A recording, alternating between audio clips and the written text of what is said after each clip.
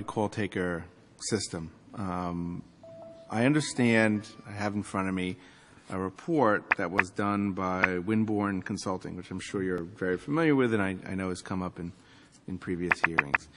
And it has to do with the process that the UCT system engages, the UCT individual engages in to, I guess, evaluate an emergency, bring the right people online, and ultimately dispatch whoever needs to get dispatched.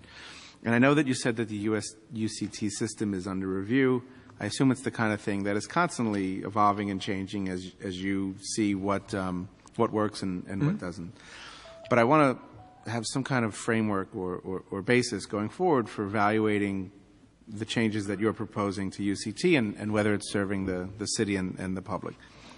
There were 4 recommendations that the Winborn report suggested, 4 changes to the process, the steps that are undertaken when someone calls in for an emergency. Step 1, the 911 operator should ask, what is your emergency? Step 2, determine if the incident is for police, fire, or EMS. Step 3, immediately conference an EMD or fire call taker when applicable.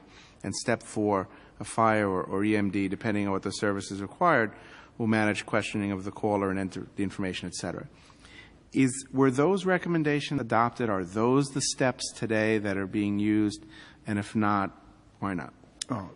That's what I was talking about as far as being under review. We are looking at that and seeing is that a better system than a unified call taker system in which 911 operator asks what is the emergency and a couple of other questions, and then dispatches it to either a fire dispatcher or an emergency medical dispatcher, and it gets dispatched. So the other way to look at it is just what they said. 911 call taker picks up the phone, what is the emergency? Based on that, they would dispatch, send it to fire, EMD, and then EMD or fire would handle the rest of it. That's what's under review right now. I understand that it's under review. It wasn't changed. Right. Okay. Yes, I infer from your response that it wasn't changed, but you're going to evaluate whether it should be and whether yes, the Woodburn. Yep. Okay, got it. As you go through that evaluation. And by the way, that was part of the new administration's first mandate is look at the system. Is it a better way to do it? And then from the first meeting that I've had, we've discussed this. Right. Yeah. And as you review the UCT system and whether to adopt the recommendations of the report or maybe do something else, what are the issues that you're looking at? For example, coordination amongst the agencies, not letting the caller experience frustration and maybe even panic. Like what are the issues that you're evaluating? Well, the biggest issue with when we evaluate a 911 operator saying, what's the emergency, and dispatching it. The issue is if the call is dropped, we don't have an address to at least send a resource. You know, that is the concern, but there are ways to overcome that. We're looking at how many times does that really happen where we don't have enough information with the address. The big concern is that if the call is dropped after we find out what the emergency is, we don't have either a number or an address to at least send a resource. But we're looking at that to say, A, how many times does it happen? And is it really as much of a concern as it appears to be or may be? And that's under review as we speak. I could certainly understand where that would be the primary concern, because if you lose the address, then you're just stuck and there's nothing you can do at all. I'm sure there are a couple of other concerns as well, probably or many.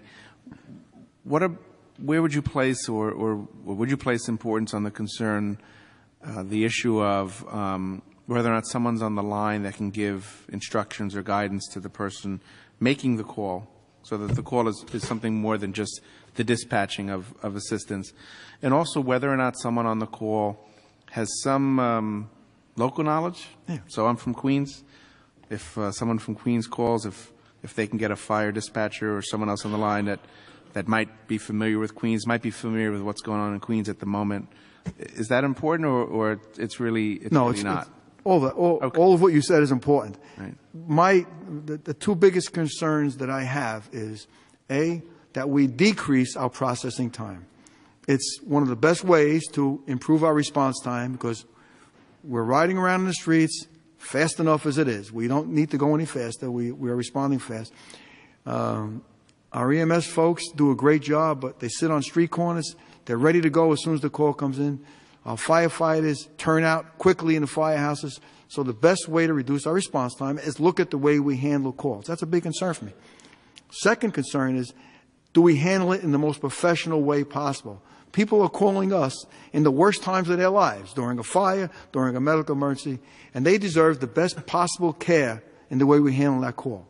And our dispatchers on both fire and EMS and 911 do a great job under a lot of stress. If you hear the way calls come in, they have a very difficult job.